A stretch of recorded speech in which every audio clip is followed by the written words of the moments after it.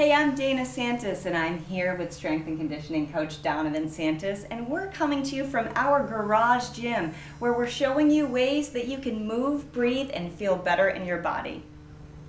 Today, we're going to show you a very basic kneeling lunge for hip flexor inhibition or release. I don't like to call it hip flexor stretching. I'm always asked for a hip flexor stretch. But the best way to approach hip flexors is actually to activate the glute, right? Yep. And at the same time to try to release, well, you're releasing an anterior tilt. So let's show you how.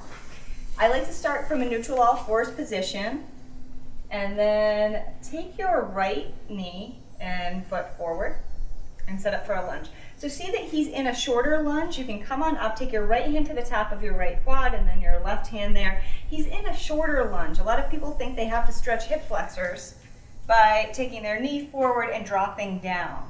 And the reason I don't like that is because it feeds into the anterior pelvic tilt and turning on the back extensors, and we don't want that. So instead, what I'd like you to focus on is, of course, breath, right?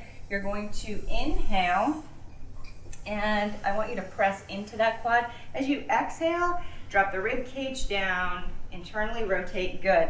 He's got his back foot turned under because, just humor me and point the toes back. He starts to lose the glute a little bit when you do that. Curl the toes under, activate the glute. This is reciprocal inhibition. When he's activating his glute, his brain gets a message that says, okay, if this muscle is activated, we can release this one. Do you feel that hip flexor stretch?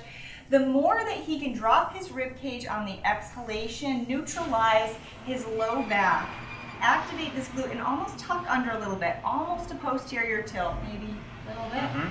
Do you feel that release in the hip flexor? Big Good. stretch.